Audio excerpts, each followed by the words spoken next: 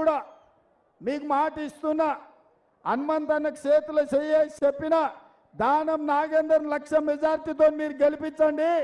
సోనియమ్మ దగ్గరికి పోయి రాహుల్ గాంధీ గారిని ఒప్పించి సోనియమ్మని మెప్పించి దానం నాగేందర్ను కేంద్రంలో మంత్రిని చేసే బాధ్యత నేను తీసుకుంటా. ఎందుకంటే ఈ నగరం అభివృద్ధి జరగాలంటే ఇక్కడ పుట్టినోడై ఉండాలి, ఇక్కడ పెరిగినోడై ఉండాలి, ఈ బస్తీల బాధలు తెలిసినోడై ఉండాలి. అందుకే తప్పకుండా ఇండియా కూటమి రాహుల్ గాంధీ గారు ప్రధానమంత్రి కాబోతున్నాడు. ఆ మంత్రివర్గంలో దానం నాగేందర్ను మంత్రిని చేసే బాధ్యత నేను తీసుకొని ఢిల్లీకి వెళ్ళి హనుమంతన్న నేను పోయి సోనియా గాంధీ గారిని ఒప్పించి మెప్పించి వారిని మంత్రిని చేస్తాం.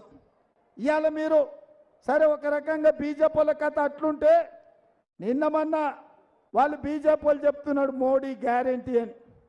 మోడీ గ్యారెంటీకి వారంటీ అయిపోయిందిరా నాయన, ఇక వారంటీ లేదు, వారంటీ కథం అయిపోయింది మోడీ గ్యారెంటీకి.